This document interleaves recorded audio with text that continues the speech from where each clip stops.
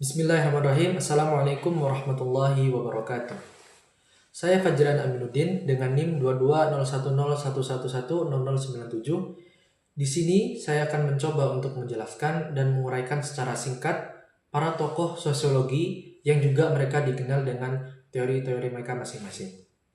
Nah, untuk mengulang tokoh yang pertama, tentu kita harus mengetahui bagaimana sosiologi itu terbentuk. Yang jelas dibentuk oleh salah satunya yakni yang tokoh pertama, yakni dengan nama Auguste Comte, atau beliau dikenal juga sebagai Bapak Sosiologi karena perannya untuk mencetak atau membuat istilah sosiologi itu sendiri. Nah, Auguste Comte ini dikenal dengan 3 teorinya.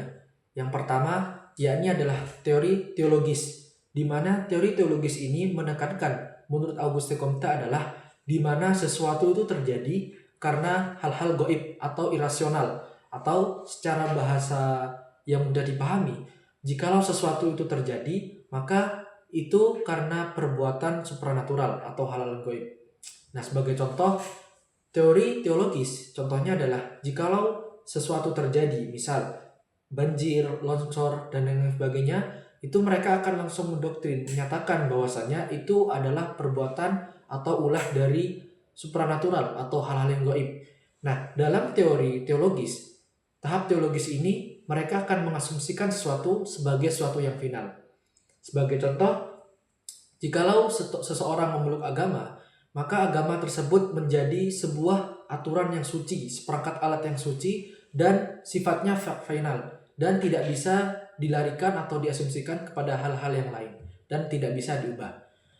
Nah, teori teologis ini juga menurut Auguste Comte itu dibagi menjadi 3, atau dalam beberapa hal yang saya baca, beberapa sumber yang saya baca ada yang mengatakan 4. Yang pertama adalah mereka itu disebut dengan fetisisme, di mana semua benda yang ada di muka bumi ini menurut fetisisme ini akan mengatakan bahwasannya benda itu akan memiliki kekuatan gaib sendiri. Sebagai contoh, jikalau kita melihat batu yang besar atau pohon yang besar, maka masyarakat fetisisme akan mengatakan bahwasannya mereka mempunyai kekuatan supranatural sendiri, mempunyai kekuatan gaib sendiri.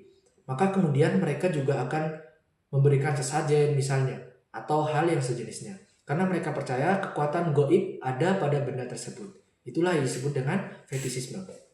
Kemudian yang kedua, pada yang kedua ini bisa disebut dengan politisisme, atau di mana mereka itu percaya bahwasannya hal supranatural atau gaib itu dimiliki atau bersumber dari banyak hal.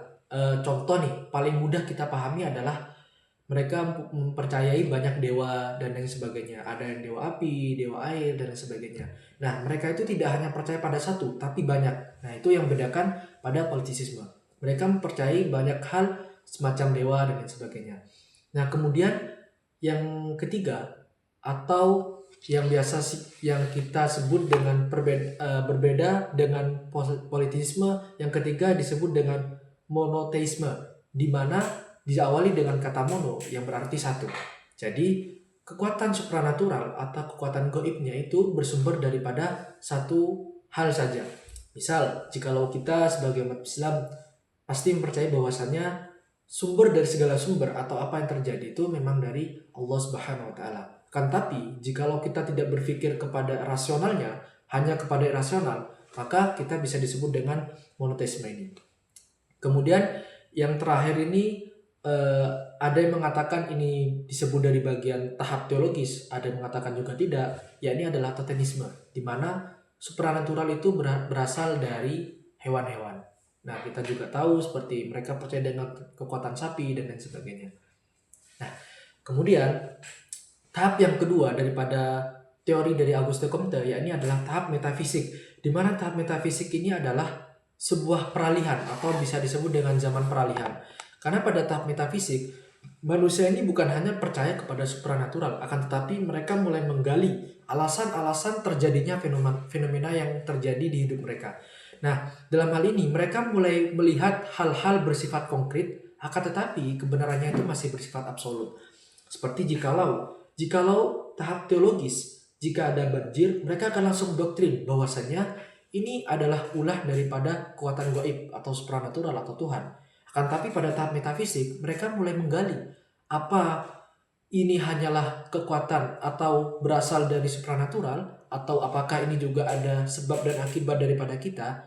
Kan tapi pada tahap metafisik, kebenaran mereka, pemikiran mereka itu sifatnya hanyalah absolut atau tidak jelas. Masih belum dipastikan lagi, masih belum sistematis apa yang mereka pikirkan sebagai alasannya.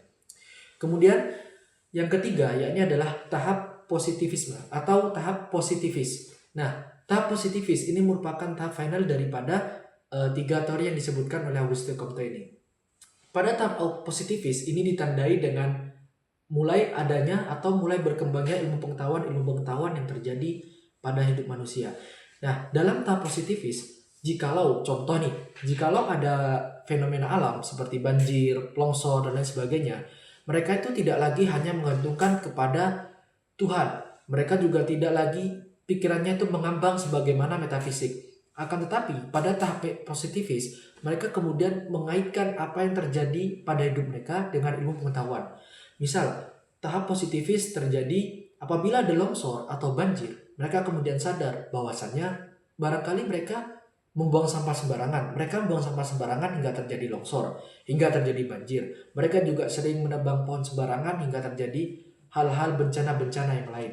Atau ketika ada musibah yang lain terjadi, mereka kemudian berpikir secara rasional. Mereka berpikir secara mengapa hal itu terjadi. Jadi bukan hanya terdoktrin pada hal-hal yang gaib.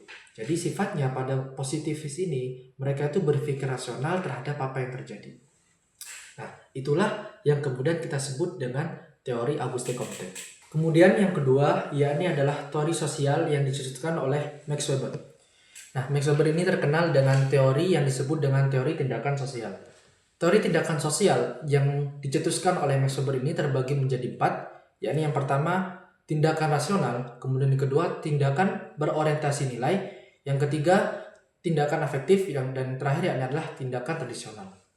Nah, mari kita bahas secara rinci dari yang pertama, yakni adalah tindakan rasional. Ya, sebagaimana tadi dijelaskan pada Auguste Comte, tindakan rasional ini adalah tindakan yang berdasarkan kesadaran akal atau kesadaran dalam melakukan hal sesuatu dengan pertimbangan akal. Nah, sebagaimana kita tahu, contoh nih, tindakan rasional. Jikalau seseorang ingin pintar, maka ia harus belajar. Jikalau seseorang ingin pandai, maka ia harus membaca buku. Beda halnya adalah ketika ia ingin pintar atau ingin pandai, justru bukunya itu dimasukkan ke dalam air atau bukunya itu dibuat tidur. Nah, itu kan tidak irasional. Nah, maka itu jelas berbeda dengan tindakan rasional tadi. Kemudian yang kedua adalah tindakan yang disebut dengan berorientasi pada nilai. Nah, tindakan orientasi nilai atau berorientasi pada nilai ini dia itu tidak mengutamakan tujuannya, akan tetapi terpaku dengan nilai-nilai apa yang akan dilakukannya.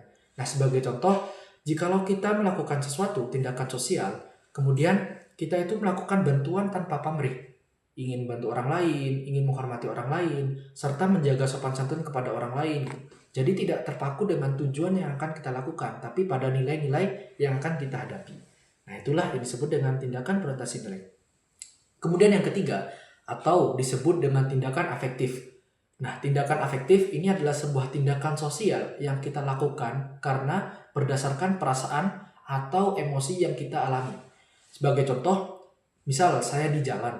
Nah, ketika saya di jalan melihat ada anak kucing yang kelaparan atau anak kucing yang ia itu nyasar atau di atas pohon dan lain sebagainya. Kemudian saya ingin menggendongnya, memberikan ia makan dan lain sebagainya karena perasaan saya merasakan bahwasannya saya kasihan kepada anak kucing tersebut. Nah, itu disebut dengan tindakan afektif karena dilakukan berdasarkan emosi atau perasaan yang saya alami atau yang dialami. Nah, kemudian yang terakhir yakni adalah tindakan tradisional. Jelas sebagaimana dengan julukannya yakni tradisional, tindakan sosial ini berdasarkan apa yang menjadi kebiasaan atau adat istiadat yang terjadi.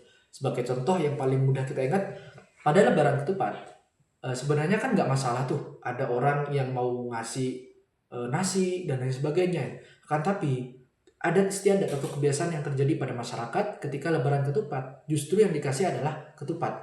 Maka jikalau kita memberikan misal singkong dan lain sebagainya, itu justru dipandang aneh. Jadi tindakan tradisional itu akan dilakukan sesuai dengan kebiasaan dan juga adat istiadat yang terjadi pada daerah tersebut. Nah, itulah 4 teori yang dicetuskan oleh Max Weber.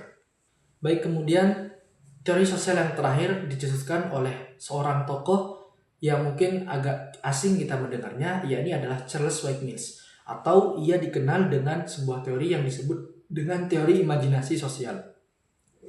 Nah, Charles White Mills atau bisa disebut dengan Charles ini menyebutkan bahwasannya tindakan sosial atau teori sosial itu terbagi hanya menjadi 2, yakni yang pertama adalah troubles, yang kedua adalah isu. Nah, baik kita bahas secara rinci. Yang pertama, yakni adalah trouble. Nah, teori trouble ini adalah sebuah teori atau tindakan sosial yang merupakan itu masalah sosial yang dialami individu sendiri atau individu masing-masing. Sebagai contoh nih, misal saya itu nggak punya uang, atau saya sedang kepikiran sesuatu, nilai saya jelek dan sebagainya, yang hingga saya merasa gelisah. Nah, itu adalah sebuah teori trouble, di mana ia hanyalah menghadapi permasalahan sosial, yakni yang bersifat individu. Nah, kemudian yang kedua yakni adalah teori isu. Nah, isu ini adalah sebuah permasalahan yang kemudian itu dialami oleh semua orang atau banyak orang intinya. Sebagai contoh adalah permasalahan tentang kemiskinan, permasalahan tentang kesehatan, dan yang lain sebagainya. Jadi, Charles White Mills itu membagi menjadi 2, yakni adalah trouble dan yang kedua adalah isu. Di mana yang satunya bersifat individu dan yang satunya adalah bersifat secara menyeluruh atau sosial. Nah, mungkin itu saja dari 3 pendapat para tokoh yang kemudian tiga-tiganya mendapatkan atau mempunyai sudut pandang berbeda dalam mencetus tindakan atau teori-teori sosial. Mungkin cukup itu dari saya untuk teori-teori sosial. Sekian, terima kasih. Wassalamualaikum warahmatullahi wabarakatuh.